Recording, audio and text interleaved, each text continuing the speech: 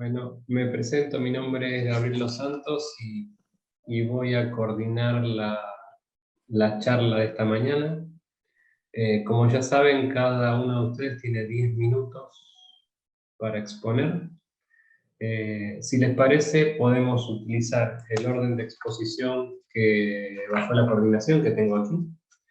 Y cuando arranquemos, yo los presento, es decir, digo el nombre del trabajo y sus autores y a qué universidad pertenecen, y ahí arrancamos los 10 minutos. ¿Les parece que hagamos esa dinámica? Sí, perfecto. Sí, por mi parte también. Muy bien. Entonces, nos faltan 2 minutos, así que, Celeste, si cuando vos digas, se puede hacer entrar a la gente a la sala y arrancamos. Dale, Gaby, ahí los hago entrar.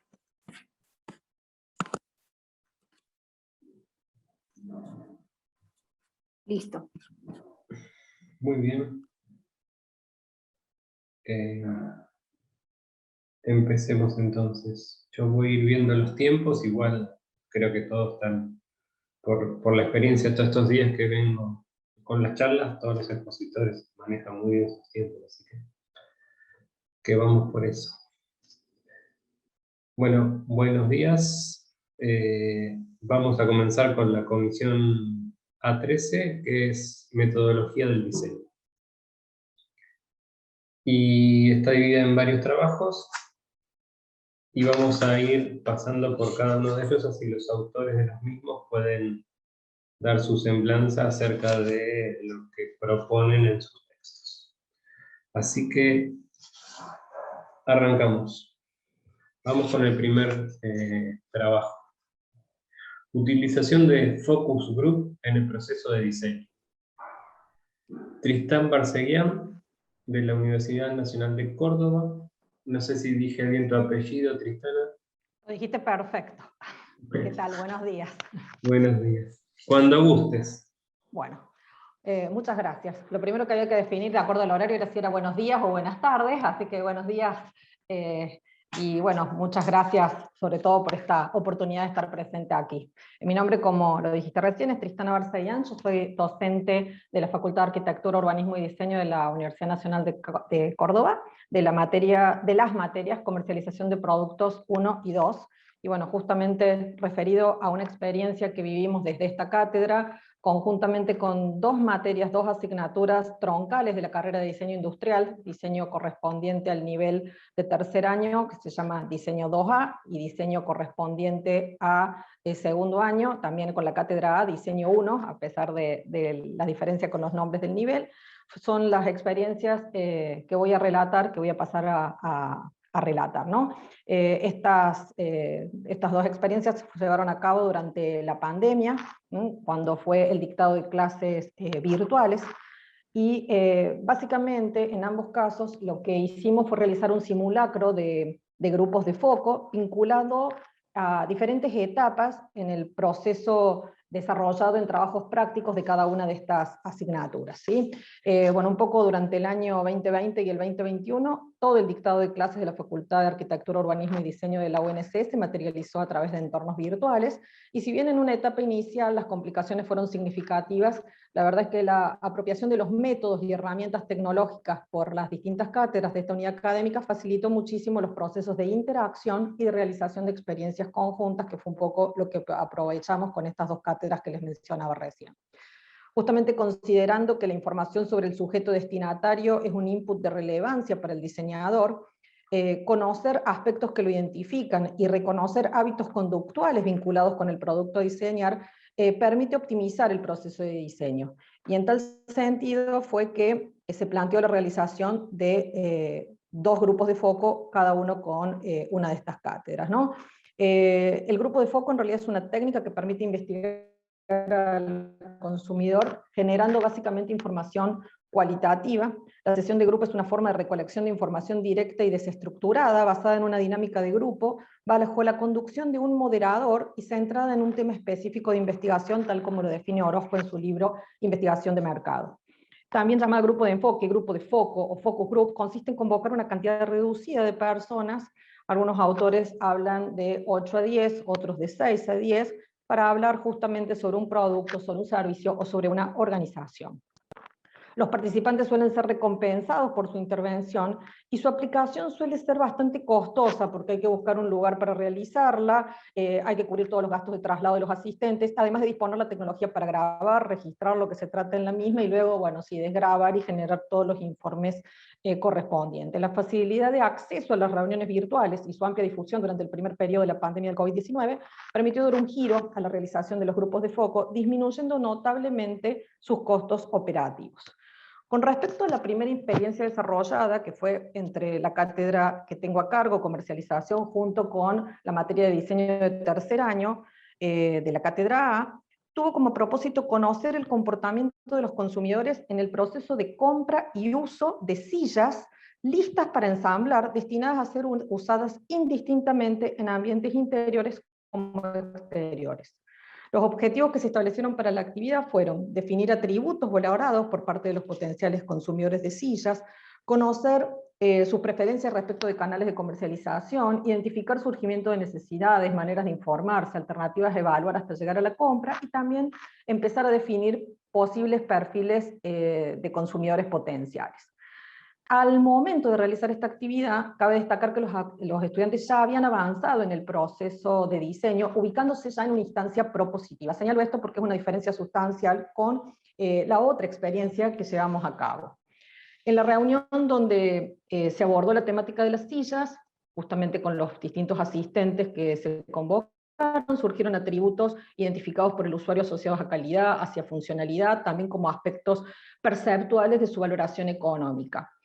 En esta primera actividad, al existir elementos propositivos, se pudo presentar también trabajos de estudiantes, los cuales fueron exhibidos durante la reunión virtual, y esto generó una interesante, les diría, opinión, crítica, observación generada por los asistentes a la reunión, bastante valorada, ¿sí?, luego de todo este proceso. Se obtuvieron conclusiones acerca de los atributos mencionados espontáneamente, atributos asociados a calidad, a funcionalidad, y considerando que el trabajo a desarrollar por los estudiantes de la cátedra era la propuesta de una silla para ensamblar, también se indagó acerca de este punto en particular. Si bien en las reuniones de grupo que se plantearon estaban planteadas para 1 hora, esta primera tengo que confesar que se extendió casi a 2 horas, justamente por el entusiasmo que generó, la presencia sobre todo de imágenes de los productos propuestos con los estudiantes. La segunda experiencia, en cambio, se realizó también en el mismo periodo de pandemia, con una modalidad similar, con la materia de diseño de segundo año de la cátedra A, y que, a diferencia de la experiencia anterior, los estudiantes acá se encontraban en una etapa de apertura al abordaje de alternativas de solución a las necesidades emergentes de la nueva normalidad, en lo que respecta al uso del espacio público. El propósito del grupo de foco realizado entonces se centró en identificar uso de espacio público, del mobiliario urbano, de otros elementos complementarios para realización de actividades al aire libre, teniendo en cuenta las situaciones, las ocasiones, la compañía en el contexto actual. En este caso, los objetivos para esta sesión de grupo se enmarcaron en indagar sobre el tipo de actividades realizadas en ese espacio público, las conductas específicas que surgían y las medidas preventivas adoptadas, tales como tratando de identificar objetos usados antes de salir al espacio, durante la permanencia en el mismo y al regreso al hogar, ¿sí? Durante la sesión de grupo en la que se indagó sobre el espacio público en las épocas de pandemia, se definieron o se pudieron identificar actividades vinculadas a lo cotidiano, al ocio y a lo laboral. Y así, entre las distintas menciones que realizaron los participantes, se plantearon productos deteriorados, faltantes de productos, algunas características de los entornos. Se hizo especial hincapié en aspectos que hacen a la movilidad del usuario, y surgieron muchos aspectos interesantes sobre el tema del uso de las bicicletas, producto ampliamente difundido, ¿no?, durante el periodo de pandemia, ¿sí? Bueno, señalo un poco estas diferencias porque, bueno, la metodología de trabajo fue similar, Las dos actividades desarrolladas por la cátedra de comercialización tuvieron en común que en ambas la cátedra fue la encargada de buscar un moderador experto, digamos, señalando también la importancia de que realmente fuera un experto en dinámica de grupo para poder llevar adelante las reuniones. Los miembros de cada una de las cátedras de diseño se encargaron de hacer una búsqueda y convocatoria de voluntarios para participar de la actividad. Se realizó primero una reunión preliminar estableciendo prioridades en cuanto a lo que esperaba la cátedra, los propósitos, y se estableció también el perfil de los convocados a fin de que tuvieran características similares al usuario que se pretendía satisfacer con los productos generados en cada uno de los trabajos prácticos, ¿sí? En el caso de la realización de las reuniones, el papel de los estudiantes fue pasivo, podían participar como observadores, apreciar la dinámica generada en la reunión, sin poder hacer preguntas o intervenciones a fin de no afectar las opiniones dadas por los asistentes convocados a la sesión de grupo. En ambos casos se establecieron con claridad propósitos, objetivos del encuentro, previa presentación de cada participante del focus group, siendo siempre el moderador el encargado de llevar adelante la reunión, y luego se invitó obviamente a dar lugar a la charla, que fue la que permite realmente extraer la información más rica en estas experiencias. Bueno, llegando así un poco a lo que se obtuvo luego de cada una de estas reuniones, se pudo hacer una síntesis, un informe, se grabaron las reuniones, los estudiantes pudieron acceder a la misma, y básicamente destaco, después de todo este proceso, la posibilidad de reconocer una técnica que por ahí es un poco menos usada por estudiantes que generalmente van a la entrevista o a la encuesta, ¿no? Y el grupo de foco por ahí es un poco dejado de lado. Los estudiantes también pudieron reconocer un poco la complejidad que tiene el empleo de estas técnicas y la importancia de tener claro sobre qué se está indagando. Y como corolario final, creo que vale la pena destacar que hubo una gran diferencia, ¿no es cierto?, entre lo que aportó la técnica para aquellos que estaban en una etapa propositiva que para aquellos que estaban recién tratando de descubrir qué ideas o qué productos diseñar. Eso creo que fue bastante valioso. Y a su vez, reconocer en ambos casos la información o la utilidad de la información sobre el usuario, que por ahí en el diseñador enfoca más en lo técnico, en lo funcional, poniendo a veces esto en un segundo plano, ¿no? Mientras que en la primera actividad les diría que se logró una retroalimentación de toda la labor realizada, que si bien ya estaban los productos hechos, pero bueno, obviamente esto en una aplicación real se antepone a lo que puede ser un proceso de industrialización. En la segunda se ampliaron las premisas que podían tenerse en cuenta al momento de diseñar la propuesta. Rescato fundamentalmente la labor interdisciplinar de esta experiencia, ya que fuimos dos cátedras que tenemos por ahí temáticas alejadas, si se quiere, una justamente en el área de diseño, en el caso de comercialización, viniendo más de la parte de las ciencias sociales, y sobre todo, lo que sí rescato también es la posibilidad de dar continuidad a este tipo de experiencias, ya que con ambas cátedras, este año, por ejemplo, que volvimos a la presencialidad, pudimos continuar trabajando sobre otras técnicas y formas de recolectar información, y bueno, de alguna forma también darle continuidad a esto que por ahí fue lo que permitió iniciar la pandemia. Eso es todo. Hola. Bueno, muy bien, Tristana, muchas gracias. Por favor. Muy interesante. Muy bien. Seguimos entonces con el próximo trabajo. Dictado del proceso de diseño. Diseño centrado en la persona. Los autores son Carlos Mauro Bianchi, Emiliano D'Andrea, Lucía Ron y Fernando Rossellini, de la Universidad Nacional de Córdoba, Facultad de Arquitectura, Urbanismo y Diseño, y de la carrera de Diseño Industrial. Cuando gusten. Hola, buenos días.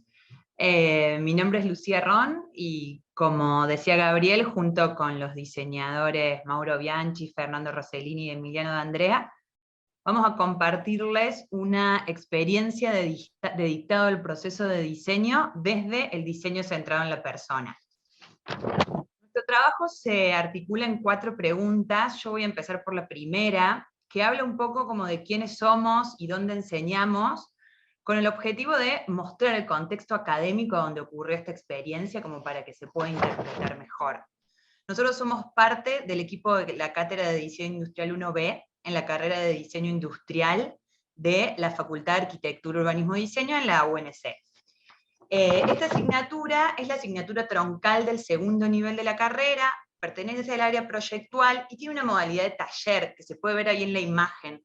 Siempre entendemos a este espacio como un espacio de acción y de reflexión, a donde los y las estudiantes articulan, sintetizan, transfieren los contenidos y los saberes que van aprendiendo en las diferentes asignaturas de este nivel y también del anterior. El ciclo lectivo de esta asignatura está organizado en proyectos. Estos proyectos se ordenan a través del proceso de diseño. Y en este transitar por el proceso de diseño, vamos proponiendo a los y las estudiantes la incorporación y recuperación de algunos contenidos esenciales. En el primero de los, planteamos 3 proyectos a lo largo del año, y en el primero, al iniciar el ciclo lectivo, es donde enfocamos en la incorporación del diseño centrado en la persona. Luego pasamos a un proyecto que enfoca en desarrollo de familia de productos, y un tercero que tiene que ver con el diseño centrado en el ambiente. Pero ubicar el proyecto enfocado en el diseño centrado en la persona al inicio del segundo nivel de la carrera, nos da la posibilidad de que este sea un contenido que después va siendo traccionado por el proceso propio de cada uno de los y las estudiantes a lo largo de todo el nivel, y también de niveles siguientes.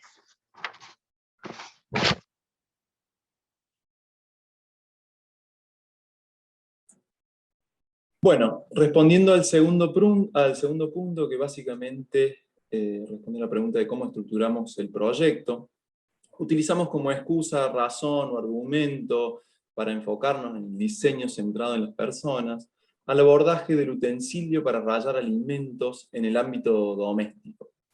Como objetivo general, como cátedra nos planteamos que cada estudiante transita y reconozca las etapas y los tipos de pensamiento que constituyen básicamente las fases analíticas y fases creativas del modelo de proceso de diseño. En función de esto, planteamos tareas sugeridas en una calendarización de 7 semanas. Esta calendarización o estos tiempos destinados son sugeridos básicamente, y están distribuidos básicamente para cumplir con los objetivos de cátedra.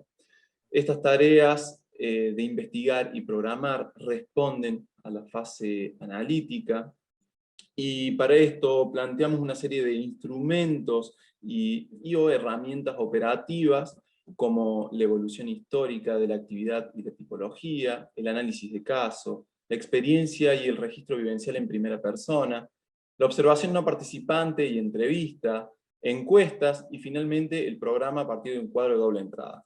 Estos instrumentos básicamente nos permiten no solo recabar datos cualitativos y cuantitativos, sino también ordenarlos en este cuadro de doble entrada, para finalmente pasar a una fase creativa que aborda las tareas de conceptualizar e idear, a partir de líneas de acción como por ejemplo tormenta de ideas, ideogramas, bocetos rápidos, modelos de comprobación parcial.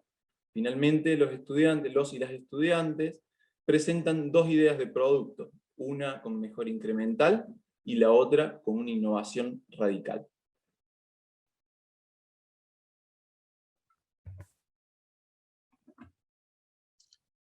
Bien, estas prácticas que se desarrollan en esta asignatura están fundamentadas desde el marco teórico, desde el diseño centrado en las personas. Esto es para poder posibilitar justamente poder centrar a las personas en el proyecto, ¿no? De una manera consciente, enfática y temprana, como lo está indicando, o como lo indican ciertas evoluciones, podremos decir, de la disciplina, que llevan a esa postura. Lo cual resulta muy importante como una estrategia formativa, el diseño centrado en las personas, en los términos de, primero, necesidad, innovación y participación.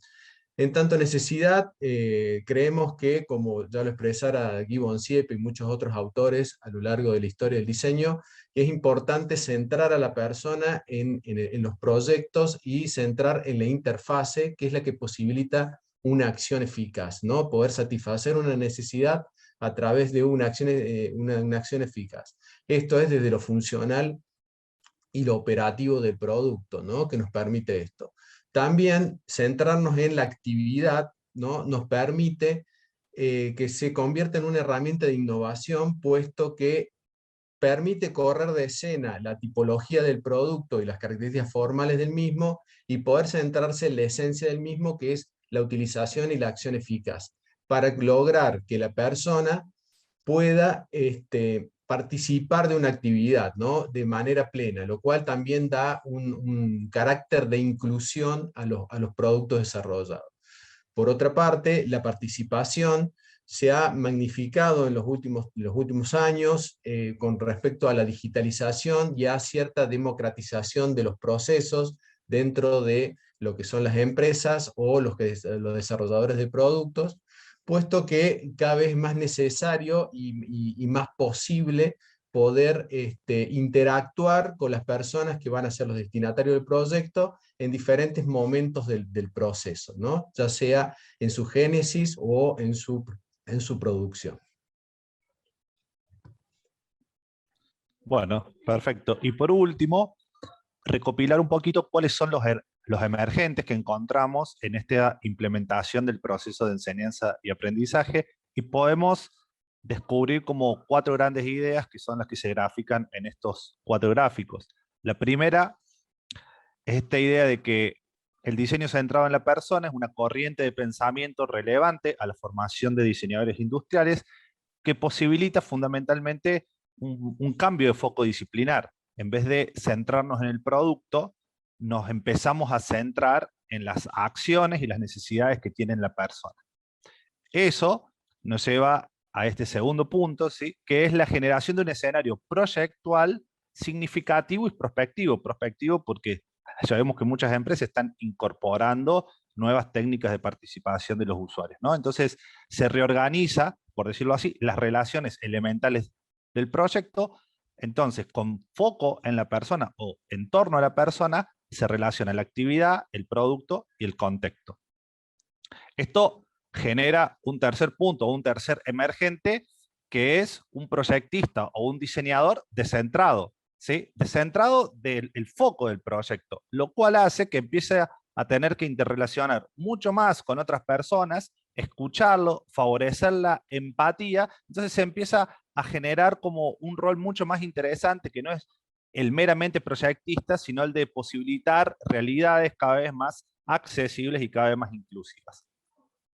Y después, este último punto, el cuarto gráfico, que tiene que ver con cómo la metodología se transforma en convicción, o dicho en otras palabras, cómo estos procesos académicos que explicaron Lucía y Emiliano se empiezan a transformar en convicciones conceptuales, que son las que tocó Fernando. Entonces, entendemos ahí que el diseño centrado en la persona de forma temprana en la carrera empieza a ser un promotor de cambios en el proceso de diseño, y ese cambio tiene que ver con que lo conceptual y procedimental se empieza a transformar en actitudinal, lo cual promueve una transición del carácter técnico al ético y político de la profesión. Entonces, para sintetizar un poco, el propósito de todo esto ha sido ese, ¿no? Tal ya lo marcó Lucía al principio, es el de incorporar, de manera temprana el diseño centrado en la persona en la formación de diseñadores industriales, lo cual favorece, ¿sí?, que la metodología se empiece a convertir gradualmente en convicción. Bueno, eso es todo. Gracias, Gabriel. Muy bien, qué bueno, muy interesante. Genial. Bueno, entonces seguimos con el siguiente trabajo. Metodología de la enseñanza-aprendizaje en un lenguaje generador de arquitectura. Alejandro Briviesca, Axioma Colectivo de Arquitectura de México. Alejandro. Muchísimas gracias, es un placer estar acá. Bueno, como comentabas, soy profesor de tiempo completo de la Benemérita Universidad Autónoma de Puebla, y tengo un despacho y he colaborado con arquitectos importantes, tanto mexicanos como internacionales, incluyendo el arquitecto Toyo Ito. Por lo tanto, para mí era importante establecer una metodología de enseñanza-aprendizaje que pudiera de alguna manera bajar el conocimiento de estos grandes arquitectos a alumnos, pues prácticamente enfocándome a los alumnos de primer semestre y claro, sin que sea limitativo. En esta metodología, parte de la pregunta de que si el diseñador nace o se hace. Por lo menos en el tema de arquitectura y en México, predominan dos tendencias. Una es un aspecto funcionalista, puramente funcionalista, donde el proceso de diseño parte de la norma, de la normatividad, y es bastante limitativo.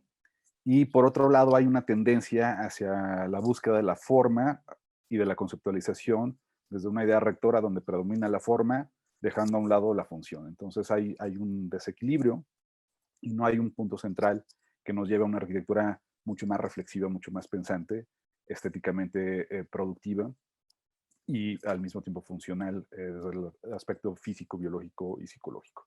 Por lo tanto, esta metodología lo que busca es analizar, reflexionar y ver el lenguaje arquitectónico desde la construcción, retomando los antecedentes, ver cómo este lenguaje arquitectónico se fue construyendo a través del tiempo, no es algo creado espontáneamente, sino se fue construyendo desde las escuelas alemanas, desde las escuelas rusas, donde la concepción del diseño llega a las aulas, baja a las aulas, para poder compartir el diseño a través del estudio y compartirlo al pueblo.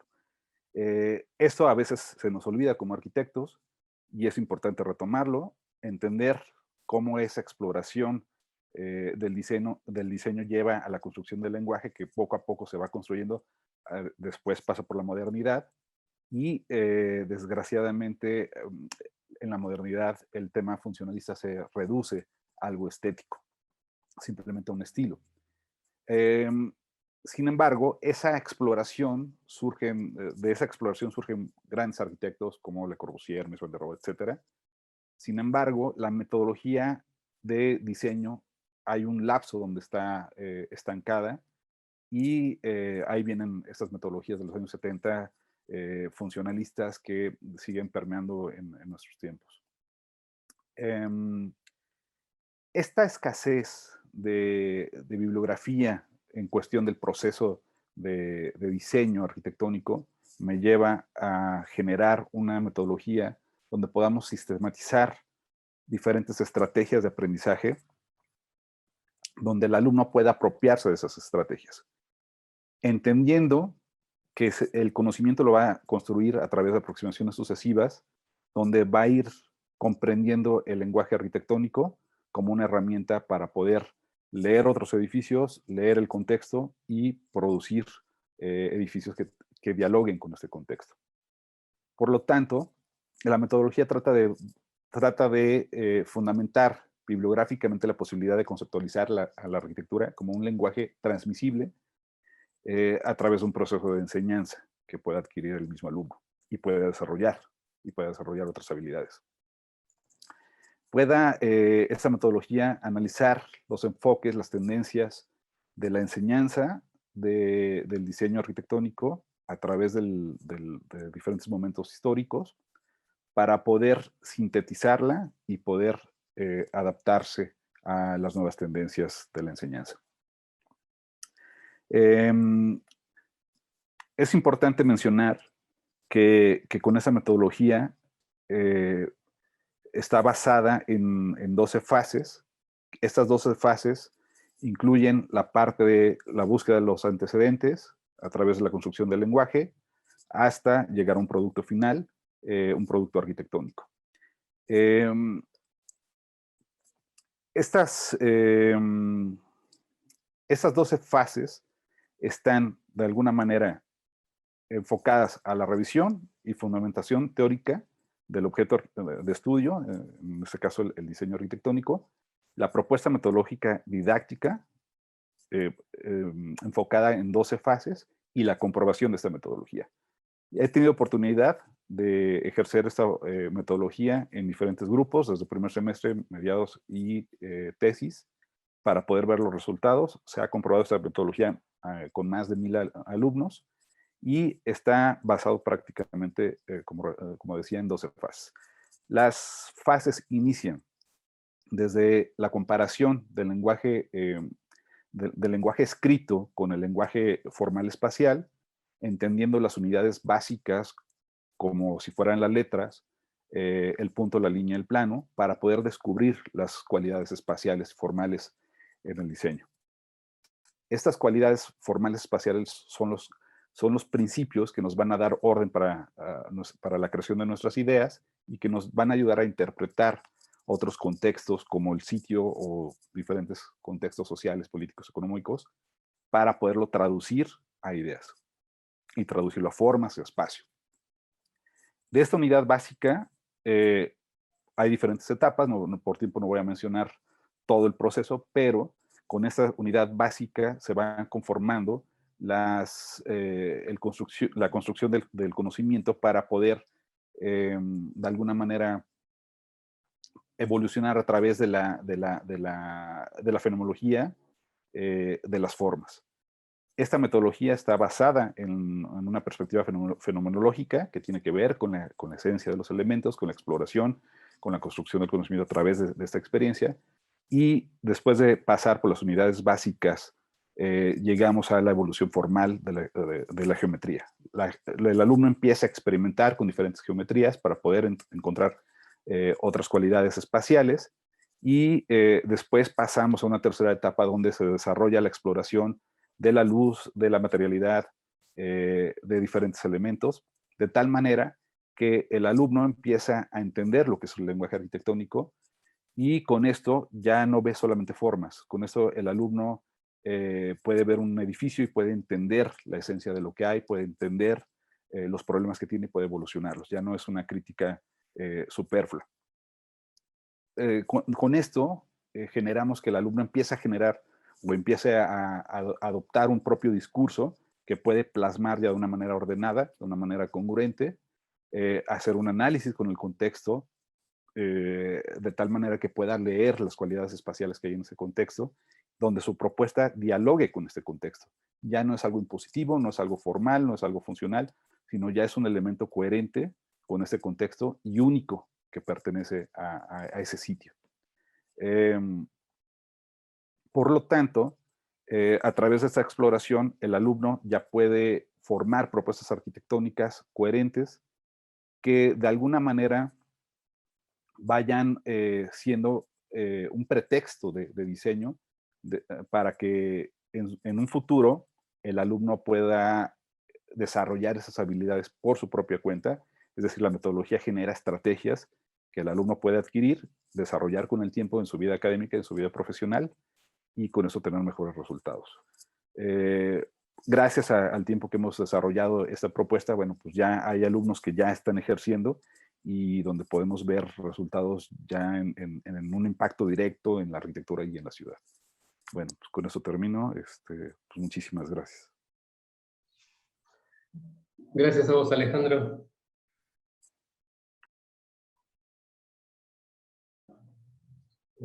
Bueno,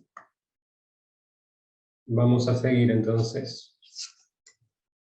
El próximo trabajo es MTDI, aprendizajes obtenidos y estrategias definidas. Los autores son Miguel Federico Escobar Salas y Néstor Damián Ortega, de la Universidad Privada de Santa Cruz de la Sierra, en Bolivia. Bienvenidos. Buen día, muchas gracias. Es un gusto poder estar aquí presentes por tercer año consecutivo, representando, bueno, en este caso a la Universidad Privada de Santa Cruz de la Sierra, mi persona, y mi colega Néstor desde México al Tecnológico de Monterrey. En la primera ocasión que estuvimos presentes aquí en el Congreso de Educación y Enseñanza de Palermo, pudimos presentar esta metodología que hemos desarrollado para los estudiantes de la carrera de Diseño Industrial en el año 2019. Y básicamente contamos un poquito cuál fue la raíz o el origen de esta metodología. Para que quede claro para las personas que tal vez no estuvieron en esa ocasión, hago un muy breve resumen. El año 1987 se abre la carrera de arquitectura aquí en la Facultad de Arquitectura, Diseño y Urbanismo de la UPSA, y es una carrera que ya con más de 35 años en el medio tienen lógicamente muchísima experiencia, un enorme bagaje de todo lo que ha sido la capacitación e instrucción de más de 1.200 alumnos que hoy en día son graduados como profesionales en el campo de la arquitectura. Sin embargo, en el diseño industrial, esta es una carrera que recién comienza el año 2003 en la Universidad UPSA. Por lo tanto, esta metodología se veía como algo realmente necesario para poder fortalecer la estructura de la carrera y que lógicamente tengamos un apego similar a la carrera de arquitectura. Por ejemplo, ellos en arquitectura, desde su primer semestre tenían muy claro qué tipo de proyectos deberían ejecutar según la complejidad, según el estudio de mercado, según el medio. Sin embargo, en en diseño industrial, nosotros manejábamos un poco lo que se llama el concepto de piedra libre. Cada docente aplicaba los contenidos de la materia a su manera, y esto en algunos casos generaba un resultado no tan esperado con los estudiantes, porque se frustraban al ver muchos cambios de un docente con el otro. Entonces, decidimos elaborar esta metodología precisamente para reestructurar los contenidos de la carrera, y fue de esa manera que en estos 3 años de implementación hemos empezado a ver los primeros resultados, que de hecho han sido resultados muy positivos. Es así que el año pasado nos presentamos por segunda ocasión en la Universidad de Palermo en el Congreso, y estuvimos contando un poquito sobre cuál ha sido la transferencia que se ha dado en estos años y la aplicación que han tenido los docentes con la metodología. Y este año lo que nos toca compartir con ustedes son algunos estudios más profundos que hemos hecho como grupos focales, entrevistas y encuestas para determinar el nivel de satisfacción de los docentes y de los estudiantes con la aplicación de esta metodología. Así que de esa manera es que me gustaría muy brevemente compartir en este momento la pantalla con algunas imágenes para que puedan comprender un poco el desarrollo de la MTDI, que es el nombre que le hemos puesto a la metodología de diseño industrial. Primero que nada, como podrán ver en esta imagen, tenemos un cuadro que complementa 4 metodologías de diseño diferentes, desde la taxonomía de Bloom, que no es específicamente una metodología de diseño, sino más bien una metodología académica. Y bueno, aquí tenemos también lo que es el proceso de la comprensión de Nathan Sherdoff, tenemos los procesos de diseño y desarrollo de productos que están en el libro que se llama precisamente así, Diseño y Desarrollo de Productos. Tenemos al lado derecho lo que serían las dimensiones del conocimiento de Edgar Dale, Cody Blair. Entonces hemos visto cómo manejar estas complejidades sumando varias metodologías, incluyendo la metodología proyectual de Bruno Munari del libro Cómo nacen los objetos, la doble diamante, el design thinking, y de esa forma hemos elaborado nuestra propia metodología, como les decía, para la carrera de diseño industrial.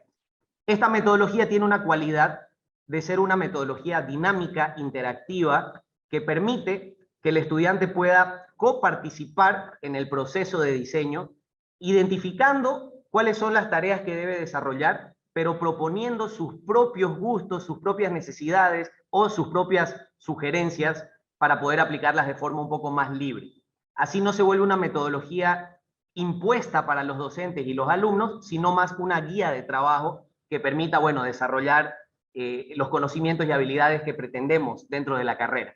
En este primer cuadro lo que ven es un cuadro que nos muestra de forma muy resumida las 3 fases principales de la metodología de diseño industrial, que son las fases de investigación, desarrollo e implementación. Dentro de estas fases tenemos como subfases, y es ahí donde le permitimos al estudiante que tenga la libertad de poder seleccionar otras metodologías que apoyen el desarrollo de sus procesos de diseño.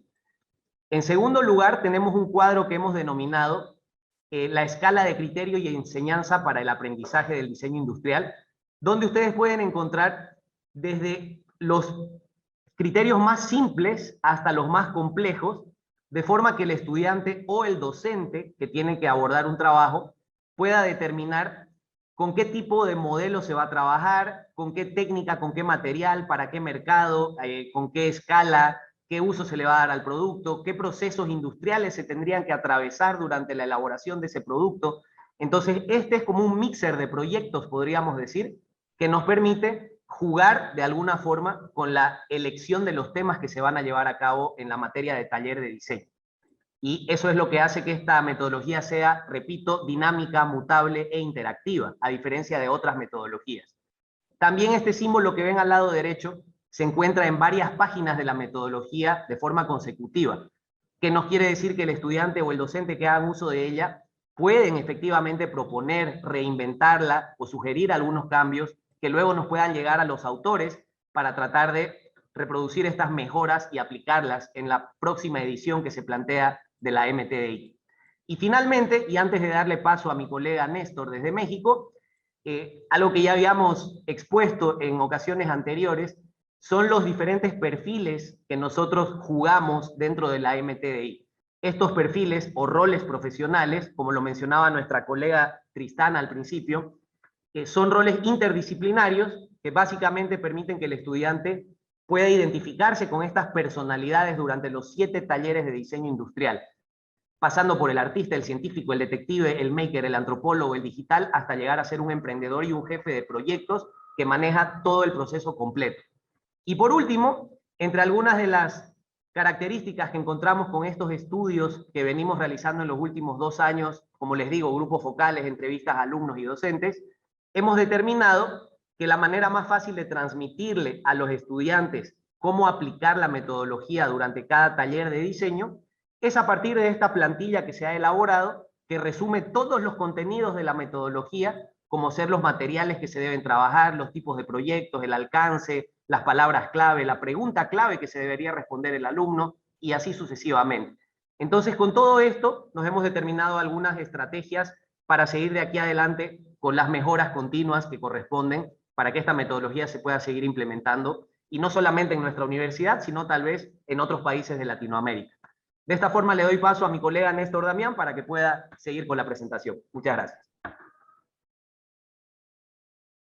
Sí, no me toca más que cerrar lo que mencionaba Federico, serán un par de minutos. Yo soy Néstor Damián Ortega, profesor del Tecnológico de Monterrey, del área de la Escuela de Arquitectura, Arte y Diseño, y apoyamos a UPSA en relación a toda esta metodología de diseño industrial que tiene ISBN y está en el CENAPI, es catalogado uno de los primeros libros de diseño industrial en Bolivia, lo cual nos da mucho gusto, nos da mucho orgullo, porque la UPSA es la voz cantante del diseño industrial en un país con tanto perspectiva de desarrollo como es Bolivia, y en particular en el área de Santa Cruz de la Sierra. Y con esto vamos cerrando. ¿Cuál es la idea de futuro? Bueno, la idea de futuro es, les comparto la web para que la puedan por ahí visitar. Ahorita les ponemos el link, pero la idea es aprender, enseñar y diseñar. Vamos a estar trabajando con diferentes academias en Latinoamérica, con diferentes escuelas. Hemos trabajado con academias en México, con academias en Argentina, hemos trabajado con academias en Colombia, en Cuba. Entonces, pretendemos que la metodología sea un espacio continuo de reflexión, y justamente el Congreso ha sido un bastión muy importante para nosotros y para retroalimentarnos, porque justamente lo que podemos ver es la participación en los diferentes congresos, y eso también cómo nos ha ido dando avances en relación a las temáticas de mejora continua de la metodología. La metodología, si bien todavía no está de manera abierta, ya que está auspiciada por una editorial en Bolivia, por supuesto que podemos hacer llegar a quien tenga curiosidad. Va a ser muy importante sus comentarios, es lo que buscamos en este tipo de congresos, y agradecer a la Universidad de Palermo siempre por este tipo de espacios, y agradecer por supuesto también a la Universidad Privada de Santa Cruz de la Sierra. Espero, junto con Federico Escobar, director de la carrera de Diseño Industrial en UPSA, que nos veamos el siguiente año, ojalá ya en la presencialidad, si no en la virtualidad, y agradecer mucho el tiempo y mucho el espacio de esta participación. Gracias. Gracias a todos. Gracias, Néstor, gracias, Federico. Ojalá sea presencial, ¿no? Hace falta, me parece, ya verse, encontrarse en los pasillos y charlar un poquito.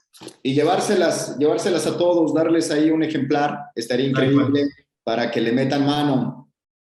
Tal cual. Bueno, muchísimas gracias. Bien. Continuamos entonces. Salteo el orden de 2 trabajos porque aún no llegaron los autores. Así que si llegan, los hacemos al final. Vamos con metodología retórica del discurso para la concepción de un proyecto de diseño. Santiago Osmaya, de la Universidad Autónoma del Estado de México. Santiago, ¿cómo estás? Cuando quieras. Hola, muy buenos días. Bueno, pues lo que les quiero compartir es una experiencia personal que un servidor tuvo durante la pandemia, que como bien se ha mencionado, la pandemia generó actividades emergentes para la docencia y para la educación. Bueno, pues en una de esas actividades emergentes me invitaron a dar un taller de diseño de cartel, y dentro de los contenidos de ese curso miré yo el tema de la figura retórica. Entonces, eso me llevó a retomar el método aristotélico que utilizó pues Aristóteles para generar el discurso retórico. Entonces, miré cómo ese método podría servirme para estructurar el taller. Y bueno, pues el taller devino en una publicación que se denomina así, Diseño de Cartel, el cual acaba de ser publicado, y fue una coedición entre la Universidad Autónoma del Estado de México y la Universidad de los Andes en Venezuela.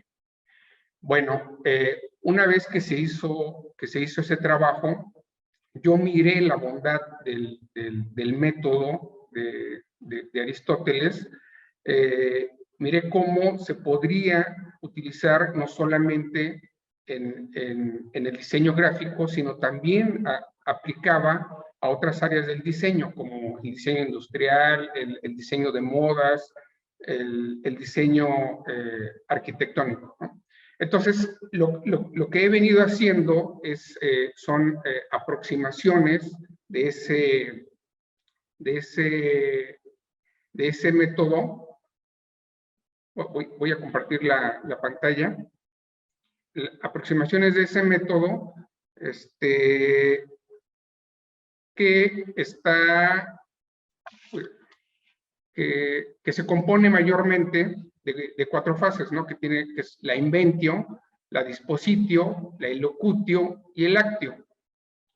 Entonces, como les dije, he estado haciendo experimentaciones, aproximaciones de cómo el método puede encajar en las diferentes áreas del diseño, y aquí lo que traigo es una aproximación, por ejemplo, al diseño arquitectónico. Entonces, en la inventio podrían caber todo lo que tiene que ver con los argumentos, ideas más convenientes para construir un discurso eficaz durante el proceso de creación.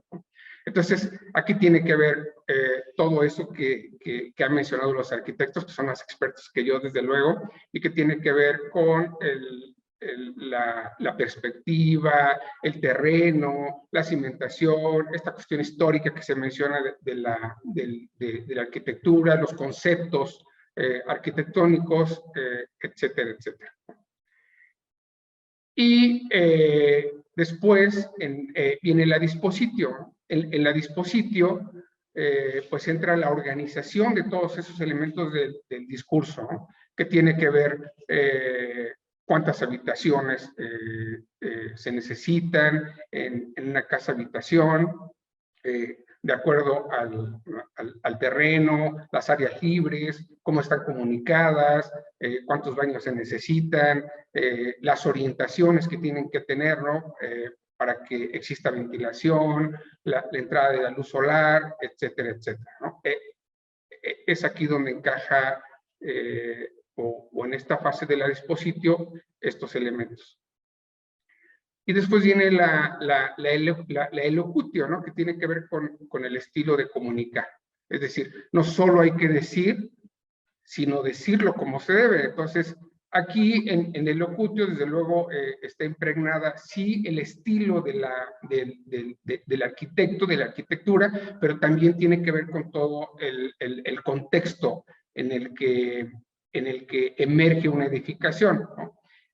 Bueno, puede ser en un contexto boscoso, en un contexto de ciudad, en un contexto de clima caluroso, etcétera, etcétera, ¿no? Y entonces esto tiene que ver con el estilo arquitectónico que se tiene que utilizar. Y finalmente el actio, que tiene que ver con la transmisión del proceso argumentativo ante el auditorio, ¿no? Y esto es cómo voy yo a promocionar esta arquitectura, cómo la voy a vender, cómo la voy a ofrecer, cómo la voy a mostrar, ¿no? Entonces, aquí también entra esta capacidad del área de la mercadotecnia, pero también tiene que ver, ¿no? con ese renderizado que hacen los arquitectos para poner o acercar el objeto final o las viviendas o ese discurso arquitectónico a nuestro usuario final. Bueno, este es a grosso modo la propuesta que yo vengo a presentar, con la cual he estado yo trabajando. Estoy haciendo ahí mis apuntes, pero creo que es una metodología que puede ser bondadosa para aplicar en las distintas áreas del diseño. A mí me funcionó y por eso la idea es compartirla. En el extenso que se nos permitió mandar, pues está ya más detallada la propuesta. Y por supuesto también en el libro Diseño de Cartel, que es de acceso abierto y también tenemos en formato impreso, pues también ahí se puede mirar esta metodología retórica. Muchas gracias. Muchas gracias a ti.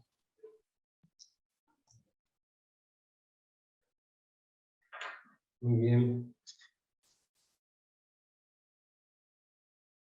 Cuando puedas, Santiago, deja de compartir, así le pasamos la posta al próximo autor. Gracias. Bien, continuamos. Reconstrucción Rubino Duarte, una herramienta sustentable. Ángela Rubino, Escuela Universitaria del Centro de Diseño en la querida Uruguay. ¿Cómo estás? Muy bien, acá, con un día un poco feo, pero bien, muy bien. Bien. Bueno, buenas tardes a todos. Bueno, yo soy responsable de la Cátedra de Diseño 3, Textil Indumentaria, de la Escuela Universitaria Centro de Diseño en la Facultad de Arquitectura, Diseño y Urbanismo de la República, acá de Uruguay. Nuestra cátedra tiene un fuerte discurso basado en la sustentabilidad, practicamos la moda consciente, la economía circular y el valor del diseño ético y responsable. Desde el comienzo de mi actividad educativa he incursionado en el abordaje y aplicación de diferentes metodologías proyectuales. Considero que en la formación académica es muy importante y es un gran diferencial. Ya lo decía el arquitecto Christopher Alexander, que las dificultades en torno a un proyecto se han vuelto demasiado complejas para afrontarlas de forma puramente intuitiva, y la cantidad de información necesaria es tan amplia que un diseñador en solitario no puede reunirla ni mucho menos elaborarla, y es un poco lo que nos trae acá en esta comisión, ¿verdad? Algunas herramientas o métodos pertenecen a reconocidos profesionales del sector, como Munari, Burdek, en Uruguay tenemos a Richard Danta también, y otras son extrapolaciones de procesos que se desarrollan en otros rubros, pero que han sido adaptadas al diseño de indumentaria, como la que compartí yo el año pasado en este espacio, que es el método Molinar, que bueno, que en su momento lo expliqué, y que lo aplicamos incluso en la carrera. Hoy toca el turno de otro proceso metodológico que denominamos reconstrucción Rubino Duarte, en referencia a quienes lo ideamos, que somos Leticia Duarte, que es técnica en vestimenta de la Universidad de Trabajo del Uruguay y es integrante de nuestro equipo de diseño 3, y quien les habla. ¿Qué es la reconstrucción Rubino Duarte? Y acá sí voy a compartir algunos ejemplos para que lo vean.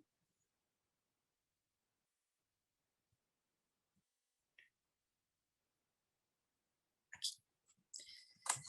Bueno, la reconstrucción Rubino Duarte es una herramienta de sistematización constructiva dentro del upcycling aplicable a diferentes tipologías vestimentarias.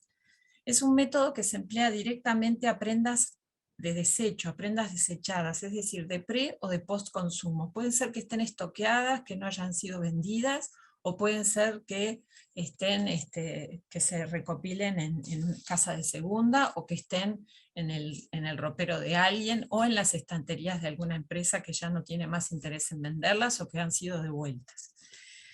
Es un método empleado directamente a esas prendas.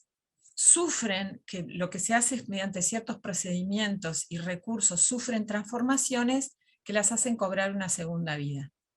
Es una metodología que mantiene en cierta medida la tipología de la prenda, es decir, que no es una deconstrucción, porque acá la prenda no modifica su uso, sino que el desarmado o la realización de lo que llamamos cortes con propósito servirán en la construcción de una nueva prenda que mantiene su función originaria.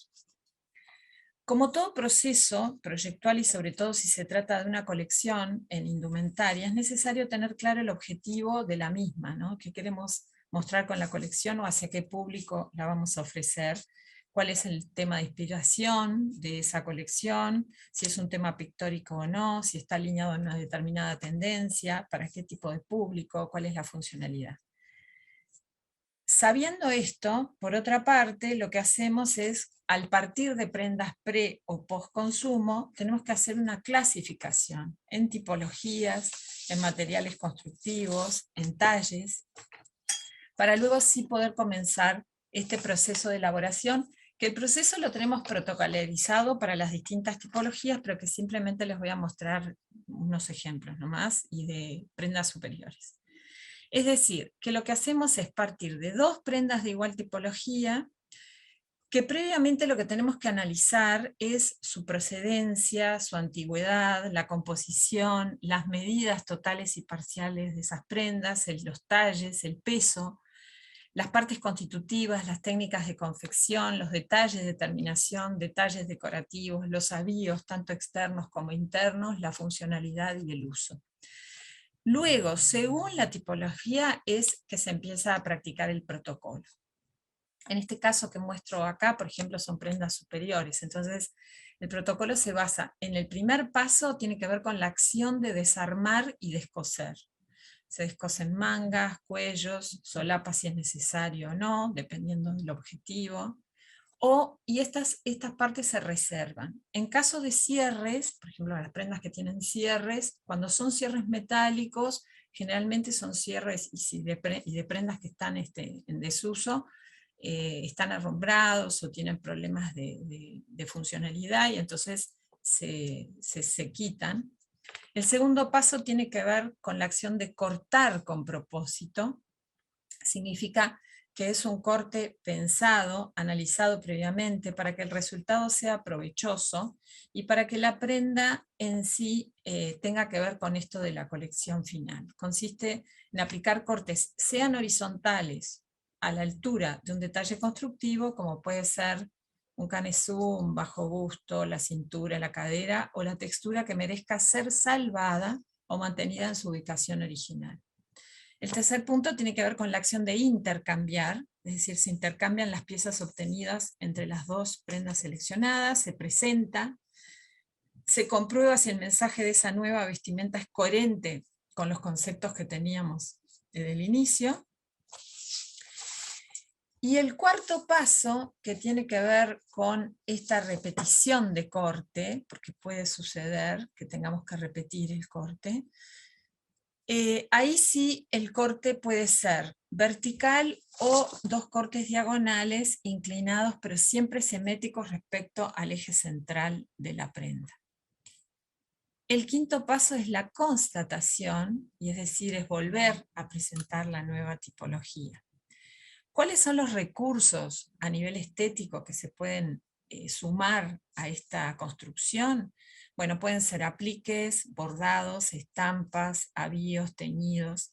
Los apliques, bordados y avíos se espera que sean de las prendas originarias, de no contar con ello, entonces que pertenezcan a otras prendas, también de pre o postconsumo, o las propias que se tengan para aportar en esta colección. En el caso de las estampas pueden ser diseñadas y realizadas sobre las prendas originarias. Y los teñidos se sugiere que se realicen previamente a la unión final por la reacción de los diferentes materiales. Es muy importante, y para nosotros en la cátedra nuestra tratamos de trabajar con la sustentabilidad en todo su universo. Es decir, que si vamos a hablar de teñidos, tratamos de que no sean nocivos, de que respeten y que cuiden el ambiente, es decir, que somos bastante obsecuentes con eso. Lo que es importante para nosotros es que el método, que es un método de upcycling, no se debe desechar nada de lo que se corta o de lo que se desarma, sino que todo tiene que estar volcado en la propia colección, en toda la colección. Y el método de reconstrucción Duarte entonces lo que permite es la reproducción de prendas únicas por su materia prima, pero repetibles en su proceso, y eso sí es muy importante. Es decir, que siempre que tenemos determinadas tipologías, podemos practicar este método. El método nosotros lo empezamos a implementar el año pasado, y yo puse unos ejemplos anteriores. Y este año fue muy exitoso porque trabajamos en una acción que era con un shopping de acá de Uruguay, con Montevideo Shopping, que quería trabajar con los estudiantes a partir de un homenaje que se le hizo a un artista nacional, que es José Gurbich, que tenemos un museo además, el Museo Gurbich en la Ciudad Vieja, que es un hermoso museo.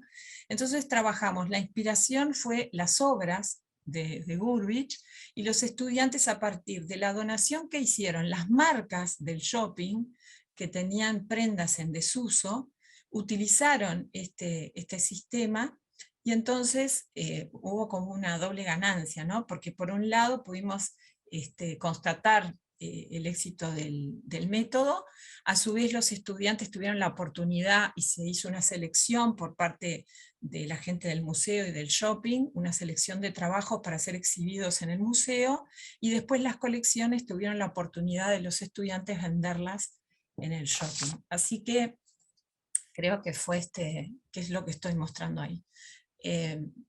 Parece que ganamos todos y que además tuvimos la oportunidad de practicarlo.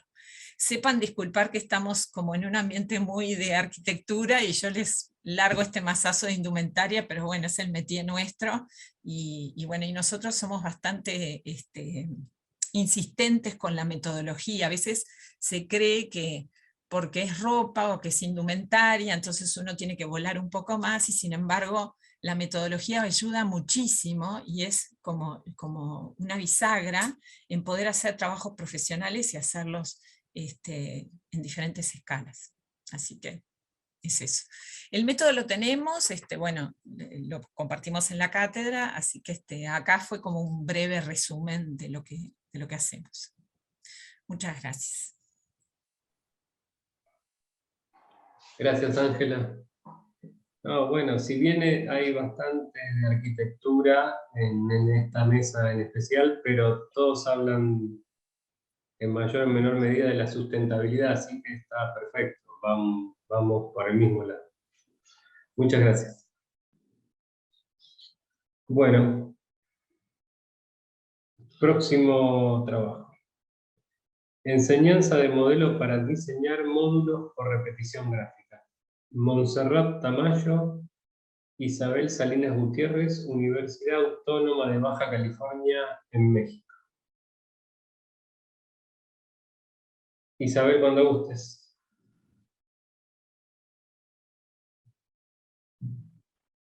Hola, ¿qué tal? Buen día. Buen día. Monse, ¿estás lista? Ready. Bien. Hola, Montserrat. Pues es un gusto saludarlos desde el Pacífico. Soy Isabel Salinas, mi colega Montserrat Tamayo. Ambas somos, como comenta Gabriel, docentes de la Universidad Autónoma de Baja California, en el campus Tijuana. Les presentamos hoy la ponencia Enseñanzas del modelo para diseñar módulos por repetición gráfica. Decidimos abordar el estudio de la repetición gráfica porque es una forma de grafismo utilizada desde hace siglos por los profesionistas del estampado. Sin embargo, poco se ha formalizado desde la academia para lograr un modelo que funcione para su enseñanza. Nuestra ruta para lograrlo fue primero hacer un análisis taxonómico y luego un levantamiento de datos empíricos que permitió proponer y corregir el modelo propuesto. En primera instancia, nos dimos a la tarea de crear una taxonomía como parte del modelo, en donde estudiamos minuciosamente categorías existentes de gráficos repetidos para creada por personas que trabajan en la industria del diseño por repetición, y el resultado fue una clasificación de 12 apartados. La taxonomía que menciono funciona como una herramienta creativa, ayuda a comparar para deducir qué forma gráfica es la más indicada para un diseño deseado. Vincula el pensamiento inductivo con el analógico, funciona para que el diseñador a través de ella pueda formular nuevos módulos por repetición. Por su parte, el modelo propuesto y verificado está dotado fue verificado dotando a cada factor de análisis con un rango de eficacia. El experimento para verificarlo se realizó por medio de pruebas de laboratorio con un grupo de prueba y otro de control, y los diseños obtenidos durante este experimento fueron evaluados por expertos. Consideramos que nuestro modelo es de utilidad para el diseñador que cuenta con una formación ya de base en diseño, pero es neófito en la repetición gráfica, ya que de otro modo desperdician mucho tiempo y recursos en experimentaciones, lo que se evita haciendo uso de este modelo que a continuación explicaremos. ¿Por qué hicimos esto? Bueno, una de las principales preocupaciones del diseñador gráfico es el racionalizar los procesos creativos, y básicamente ese fue nuestro objetivo a resolver. Mi compañera, la maestra Tamayo, les va a explicar el contenido del modelo. Muchas gracias, doctora Isabel. Es un gusto estar con todos ustedes, colegas. Me permito compartir pantalla. A ver, pues quiero compartir esta. Bien. ¿Me ven? Se ve perfecto. Perfecto. Ok, entonces explicando un poquito más en donde se quedó la doctora Isabel, les presentamos aquí la taxonomía que funge como herramienta creativa, y esto es parte del modelo. Este modelo se divide en 3 ejes para tener el final en un cuarto. La primera se llama o se titula información, y en este primer eje del modelo entra la taxonomía como una inspiración. Está dividida en 12 grupos, cada una con sus subgrupos. Les leo algunas. La primera se llama figuras geométricas y variaciones, la otra es a partir de su técnica, ilusión óptica, Greenham, simulación de tejidos, objetos naturales, culturales, tendencias de arte, números, letras y florituras, patchwork y narrativa ilustrada. Entonces la idea es que el diseñador pueda acudir a este bagaje visual y pueda partir con este tipo de información a crear gráficos repetidos. Déjenme continuar la siguiente. Este es el modelo, como les explicaba, consta de 3 ejes. La primera que ya les expliqué, que es entra la taxonomía, que es la recopilación, es el punto número 1 que se llama información. El número 2 se llama diseño de estampados y se subdivide en 7 subfases más, que ahorita se las voy a explicar. Y el último, el 3, que se llama aplicación y también se subdivide en 3 subfases, para poder tener un gráfico repetido exitoso. Entonces, empezamos con el con el segundo, que es de la fase número 2, el 2.1, que son elementos elementos gráficos para módulos. Aquí era importante para el proyecto poder nosotros designar a qué se le va a llevar elemento, a qué se le va a llamar módulo y a qué se le va a llamar rapport, porque existe una variantes infinitas de n número de palabras que significan cosas parecidas, y para nosotros era muy importante. Entonces, primero quisimos destacar que es un elemento o motivo gráfico, que es el diseño. Es el diseño del gráfico con el que se trabaja para la ideación del módulo, que sería en este número, en el 2.1, que son elementos gráficos para módulos. Primero se tiene que empezar a diseñar estos gráficos y después pasamos al 2.2, que es rectificación de trazos, en donde ya este elemento o este motivo gráfico se convierte en un módulo, es decir, una repetición que va a coexistir con otras, podemos decir, figuras o trazos, y tenemos que hacer que se vean de manera armoniosa. En este punto también es crucial ver o analizar de manera crítica y constructiva cuáles son los elementos que se ven, que pueden coexistir visualmente. Seguimos a la subfase número 2.3, que es la aplicación del color sobre los elementos gráficos. Aquí ya pasamos a lo que de un elemento pasamos a un módulo y empezamos a pensar en la repetición de estos módulos o de estos gráficos. Entonces, aquí empezamos a ponerle nosotros, empezamos a cuidar los grosores, las texturas, los colores, y es muy importante también estar manejando mínimo 6 elementos para que nosotros podamos jugar con ellos, y no necesariamente se tiene que hacer uso de los 6, pero pueden quedarse 6 o más, pero es para poder nosotros jugar con ellos y tener un mayor número de diseños de estampado. Pasamos al 2.4, que es la composición y repetición del módulo. Una vez que ya tenemos estructurado este diseño, que también sigue tendencias y gráficos, aquí lo que vamos a empezar a pensar es cómo este módulo se va a repetir y cómo se va a comportar con el otro módulo para poder hacer esta repetición, que es un rapport infinito. Pasamos a la subfase 2.5, que son variaciones de composición del módulo. Aquí empezamos a jugar con esa repetición para ver cuál es la que mejor se ve para nuestro producto final. En cualquiera que este sea, puede ser un sustrato de papel, puede ser un tejido, puede ser un plástico, puede ser en el material que desde un principio se previó. En el 2.6, reasignación de los elementos gráficos y sus colores. Aquí, una vez que nosotros ya tenemos la repetición de los gráficos, tenemos que empezar a ver si los elementos que estamos observando se ven adecuadamente, si no hay espacios entre ellos, y tratar de disuadir este módulo, que no se vea a simple vista, sino que haga una complejidad al momento de que se van repitiendo unos con otros. En el 2.7 es muy importante la escala del rapport. Una vez que ya tenemos este rapport, esta repetición, tenemos que también ser cuidadosos o tener variantes de las escalas, porque podemos tener exactamente el mismo diseño, pero si este diseño lo tenemos en repeticiones muy chiquitas, puede ser para un producto de acuerdo al tamaño. Es decir, se puede tener una percepción muy distinta cuando tenemos el mismo diseño, pero tenemos una escala grande o una escala chiquita, y es por eso que tenemos que variar. Aparte, este modelo también uno de los objetivos es optimizar costos. Entonces, aquí por eso tenemos que tener variaciones digitales para que cuando estas ya se pongan, pasemos a la fase número 3, podamos tener opciones y poder optimizar tiempos. En la última fase del modelo, que es la número 3, se llama aplicación. Aquí tenemos el 3.1, que se llama rapport sobre fotomontaje. Como les comentaba, el modelo es para optimizar tiempos y recursos, y aquí los fotomontajes nos ayudan muchísimo. En este caso, les puse un ejemplo de una libreta, puede ser cualquier otro producto que ustedes vayan a intervenir. Y las variantes o las escalas que teníamos, las tenemos que aplicar a este fotomontaje para poder nosotros observar si se ve realmente como nosotros deseamos. Pasamos al siguiente subfase, que es la 3.2, reasignación de los elementos, colores y escalas.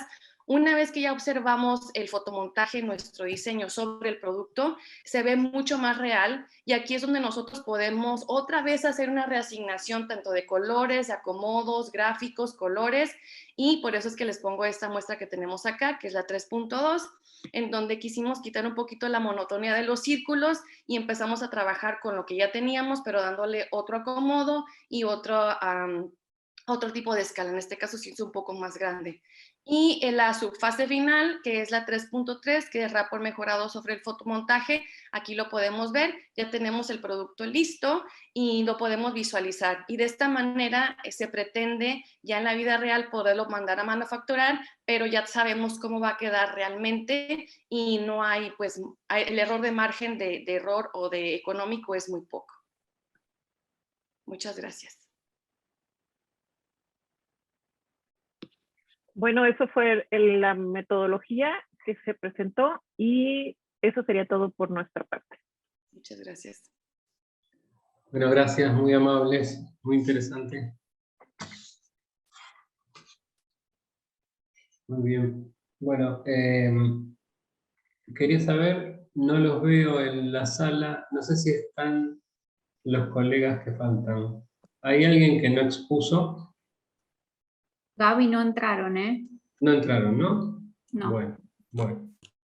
No, como por ahí veía algún nombre de pila o algo así, quizás estaban usando otro dispositivo, pero bueno. Bueno, como todavía tenemos tiempo, si tienen ganas, si les parece, podemos hacer dos cosas. Una es que cada expositor de cada trabajo agregue lo que le parezca que hace falta a su trabajo, a su exposición, o también podemos hacer preguntas entre colegas. A veces queda colgado un poquito lo que alguien dijo y nos quedó alguna duda y me parece que puede ser el momento como para hacer esas preguntas. Así que si están de acuerdo, vamos por allí. Perfecto. ¿Alguien quiere decir algo o preguntarle a alguien algo a algún colega? Bueno, tomando un poquito su palabra, queríamos compartir la doctora Isabel y su servidora, que el modelo pues realmente lo queremos compartir con la comunidad de diseño y este proyecto nos llevó a poder hacer o poder formular una nueva materia para poderse impartir en la carrera de diseño gráfico de UABC Valle de las Palmas acá en México.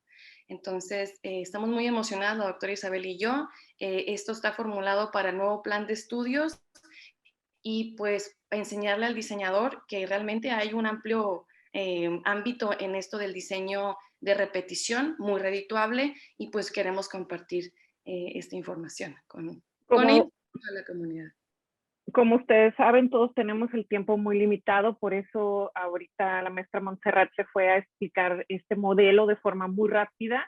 Sin embargo, pueden seguir ahí nuestros nombres para próximas publicaciones de cómo se llevó a cabo y se desarrolló el modelo que les expliqué al principio, pues fue probado en laboratorio con grupos de control. Y quizá esto es lo más importante entre nosotros, ¿no? Compartir cómo hiciste tú esa metodología, cómo hiciste tú aquel modelo. Porque aquí tenemos el tiempo para decir los resultados y apenas, pero escarbar un poquito más en el cómo me resultó muy interesante el proyecto de Ángela, ya que en este tenor llevamos algo en común. Inicialmente este proyecto de los módulos de repetición fue pensado para textiles. Quiero que lo sepas, Ángela, aunque ahorita en la presentación Monse lo preparó para otro tipo de gráficos, pero la idea de ella inicialmente fue para textiles. Sería todo de mi parte. Gracias. Gracias. ¿Alguien más? Que guste preguntar permiso. Adelante. Me sumo. Buenas tardes a todos de nuevo. Ya ahora buenas tardes. No, rescatar algo muy interesante que con Tristana somos colegas en la Facultad de Arquitectura, Urbanismo y Diseño, y ver lo que ella habló sobre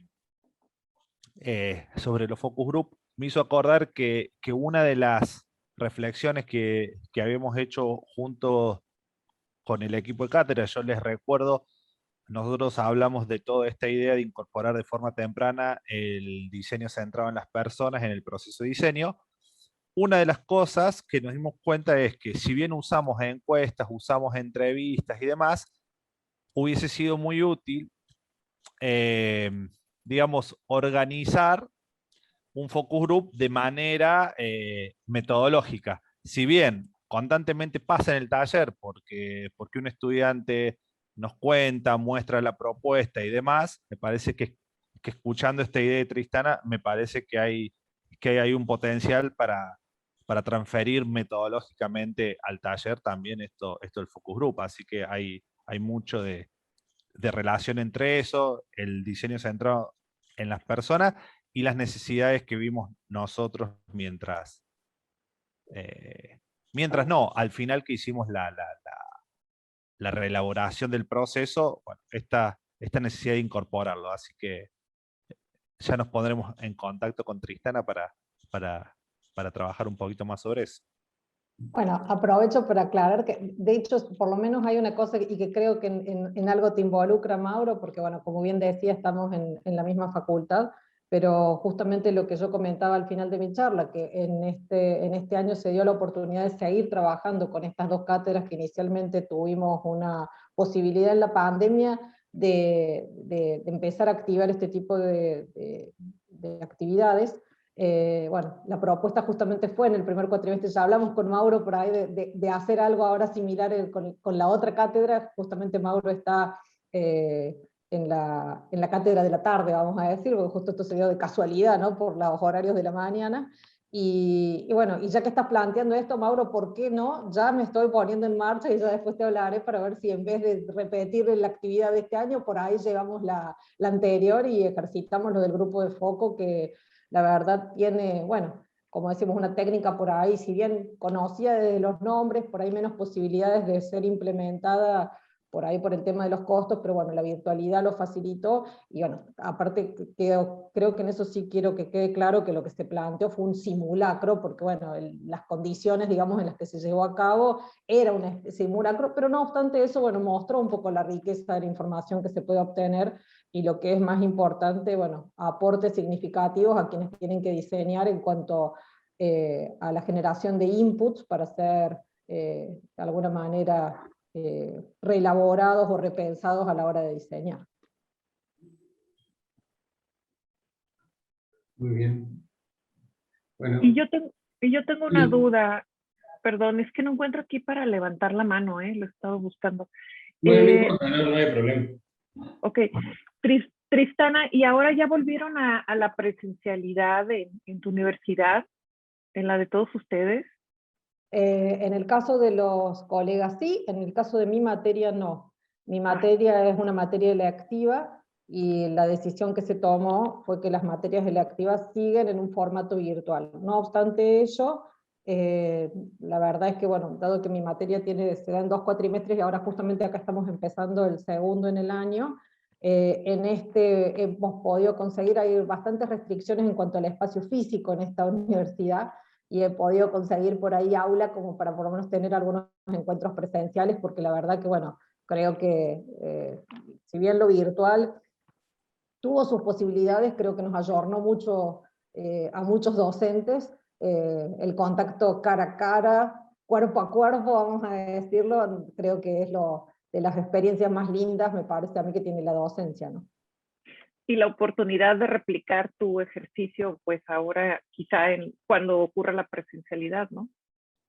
Exactamente, sí. Yo creo que en esto, bueno, justamente también me parece que tenemos una adaptación hoy, que de pronto podemos estar en un aula con los alumnos, se podría dar una pantalla donde hay gente conectada, o sea, virtualmente, y eso también da otras posibilidades. Bueno, de mucho también ha habido cátedras que han tenido invitados internacionales y que a pesar de volver a la presencialidad, por ejemplo, esos invitados internacionales por ahí siguen a través de una videoconferencia metidos en el aula y es como que ahí, digo yo, porque esto también se hacía antes, ¿no? Pero es como que ahora lo tenemos más naturalizado.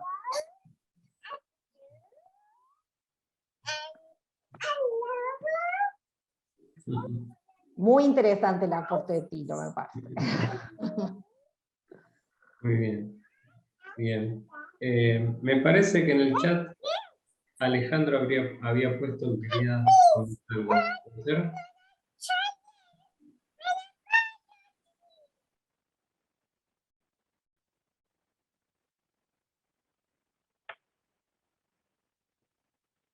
Alejandro, ¿estás ahí?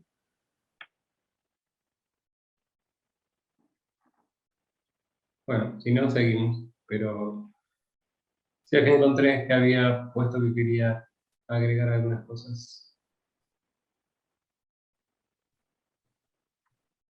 Ah, no le deja abrir el audio, dice.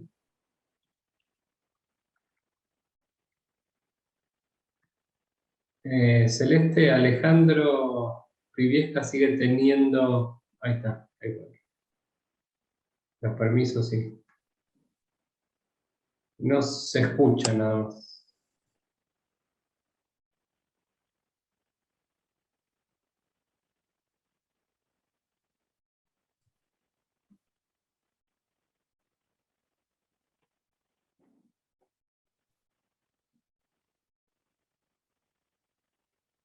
Ok.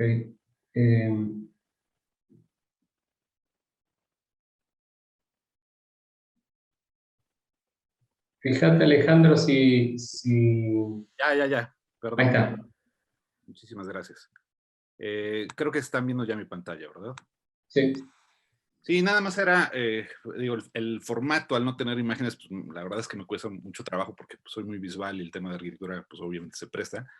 Entonces, nada más era enseñar rápidamente unas imágenes, muy brevemente, de lo que se logró con la metodología a través de codificar algunos conceptos de los grandes arquitectos y llevarlo a la práctica con los alumnos a través de la fenología, a través de la búsqueda, de la exploración de la esencia de los elementos, materia, estructura, luz, de tal manera que el alumno pueda identificar, poner iconos a sus composiciones, controlarlas, y luego algunos productos finales. Todos esos son trabajos de primer semestre.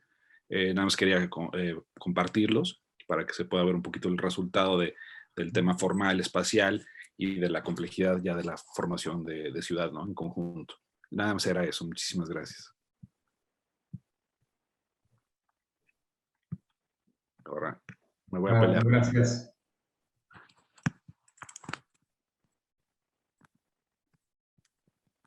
Muy bien.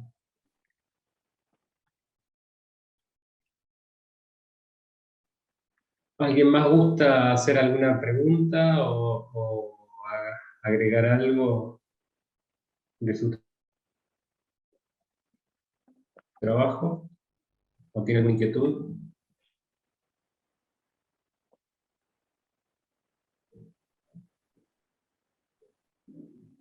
Celeste, no tenemos preguntas en el chat, ¿verdad? No, Gaby, no tenemos. Muy bien. Muy bien. Bueno, si no tenemos consultas, dudas o algo que agregar, si a ustedes les parece, podemos dar por cerrada la comisión. Les agradezco muchísimo la participación, todos los trabajos sumamente interesantes y generosas las propuestas hacia todos los que estén escuchando y poder compartir entre todos los trabajos que en el diseño nos aunan, esperando a ver si hacemos un mundo un poquito mejor con toda esta tarea. Bueno, les agradezco mucho que estén acá. Y nos vemos el año que viene. Esperemos que nos juntemos en persona. Muchas Que gracias. estén muy bien. Muchas gracias, muy interesante todo. Muchas gracias. Hasta luego. Saludos a todos. Hasta luego. Chao. Saludos, hasta luego. Adiós.